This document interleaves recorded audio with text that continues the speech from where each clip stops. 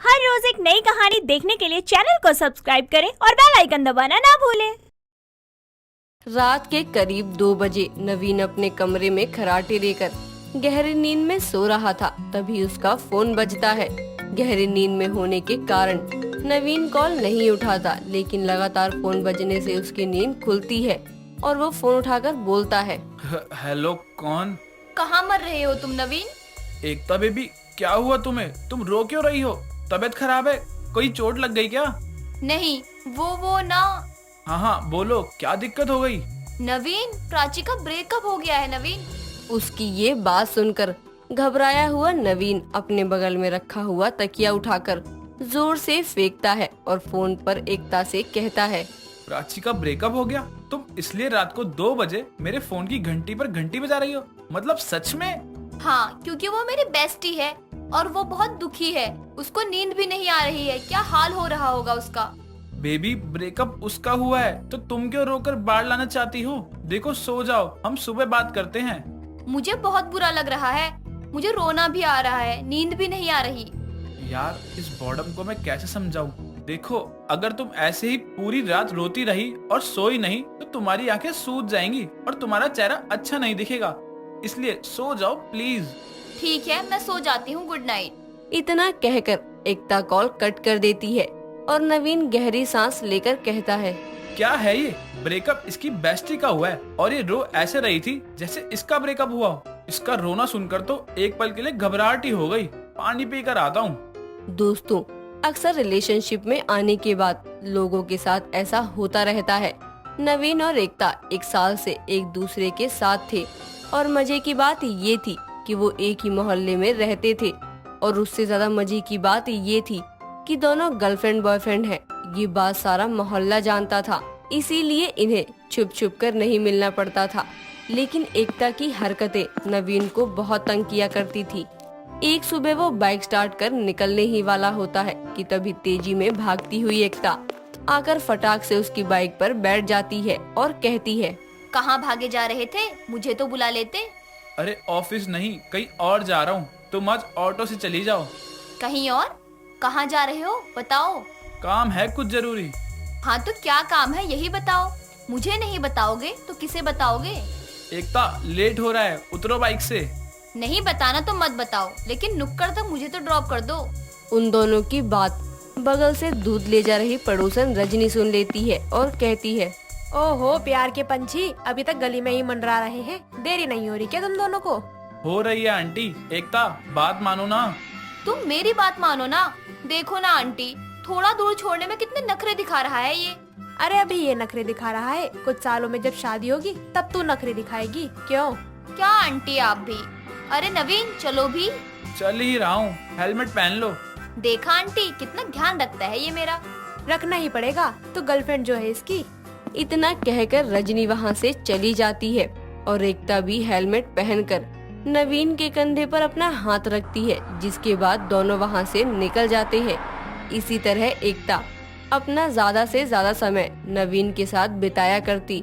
नवीन को भी उसके साथ समय बिताना पसंद था, लेकिन उसे एकता का हर जगह अपने साथ चिपके रहना पसंद नहीं था। एक रोज नवीन अपने दोस्त के साथ कैफे में बैठा होता है तो अपने दोस्त रवीश को उदास देखकर वो उसके सर पर मारते हुए कहता है। अबे साले, तू क्यों पंकज उदास बनकर बैठा है? किस बात का गम लेकर चेहरा मुरझाया है तेरा? यार मुझे शांत रहने दे, मेरा बोलने का मन नहीं है। अरे मन से नहीं, मुंह से बोलना है। बोल जल्दी। यार वो मेरा ब्रेकअप हो गया, चली गई कंचन मुझे छोड़कर। यार, ये ब्रेकअप की बाहर चली है क्या? सब लपेटे में आ रहे हैं। 1 हफ्ते पहले एकता अपनी बेस्टी के ब्रेकअप के लिए रो रही थी, अभी तू। मैं तो कहता हूँ भगवान लगे हाथों मेरा भी ब्रेकअप करवा दे। पागल है क्या? कैसी बातें कर रहा है? सीरियस ना हो, भगवान मेरी नहीं सुनने वाले। लेकिन कसम से एकता तंग करने लगी है बहुत। अभी देखना, 1 घंटे से बैठा हूँ, आ ही नहीं रही है। फोन भी नहीं किया कोई। वो बोल ही रहा होता है कि तभी एक लड़की वहाँ आती है और नवीन से बात करने लगती है। तभी एकता भी वहाँ आती है तो वो लड़की जाते हुए नवीन के गाल पर एक किस करते हुए चली जाती है। ये देख एकता हैरान रहती है। ये क्या था नवीन? अब ये भी बताना पड़ेगा क्या? वो मेरी एक फॉरेनर फ्रेंड थी, मुझे यहाँ देखकर मिलने चली आई। पर मैं तुम्हें क्यों बता रहा हूँ, तुम तो ये सुनकर भी ओवर रिएक्ट करोगी। कैसे बात कर रहे हो तुम मुझसे? मैंने तुम्हें कुछ कहा भी नहीं अभी, और तुम? दोनों के बीच बहस शुरू हो जाती है और इस तरह कुछ देर पहले नवीन के मुंह से निकली बात सच हो जाती है और दोनों ब्रेकअप कर लेते हैं और गुस्से में अपने अपने रास्ते निकल जाते हैं। एक हफ्ता गुजर जाता है। जब भी वो दोनों अकेले कहीं निकलते तो आस पड़ोस वाले एक दूसरे के बारे में पूछना शुरू कर देते। इससे तंग आकर नवीन रवीश से कहता है, बस बहुत हो गया, अब हमारे रिलेशन के बारे में पूरा मोहल्ला जानता था, तो ब्रेकअप का पता भी पूरे मोहल्ले को होना चाहिए। तो तू क्या ब्रेकअप पार्टी रखेगा और पूरे मोहल्ले को न्योता देगा? बात करते हैं। क्यों नहीं, ब्रेकअप के बाद पार्टी तो बनती है। भाई तुझे सदमा तो नहीं लग गया ना ब्रेकअप का? है क्या बोले जा रहा है? बोल नहीं रहा हूँ, करूँगा अभी, तू देखता जा। कुछ ही दिनों में नवीन ब्रेकअप पार्टी के इनविटेशन कार्ड छपवाता है और पूरे मोहल्ले को ब्रेकअप पार्टी में आने को न्योता देता है। मोहल्ले में रहने के कारण एक कार्ड एकता के घर भी पहुंचता है तो उसकी मां सुमिता उसे पढ़कर कहती है, हाय दैया, इस नवीन का दिमाग फिर गया है क्या? ये क्या न्योता छपवाया है ब्रेकअप पार्टी? लगता है मुझसे बिछड़ने के बाद बावला हो गया है, इसलिए ये हरकतें कर रहा है। कोई नहीं, इसकी ब्रेकअप पार्टी में पहुंचकर ऐसा झटका दूंगी ना कि हैरानी से ज्यादा परेशान हो जाएगा। एकता की माँ की तरह सारे मोहल्ले वाले भी दंग रह जाते हैं। ठीक एक हफ्ते बाद नवीन के घर ब्रेकअप की पार्टी होती है और उसमें सभी मोहल्ले वाले आते हैं। घर में बढ़िया डिस्को लाइट लगी होती है, साथ ही खाने पीने का भी इंतजाम होता है। सभी नाच गा रहे होते हैं और नवीन भी उछल उछल कर नाच रहा होता है। तभी एकता सुंदर सी ड्रेस में एक लड़के का हाथ पकड़े वहाँ आती है और वो भी ड्रिंक्स करने लगती है। उसे किसी और लड़के के साथ देखकर नवीन 2-3 पैग लगाकर एक गिलास तोड़ते हुए नशे में कहता है, मोहल्ले वालों, तुम सब मेरी ब्रेकअप पार्टी में आए, मुझे बहुत दुख हुआ।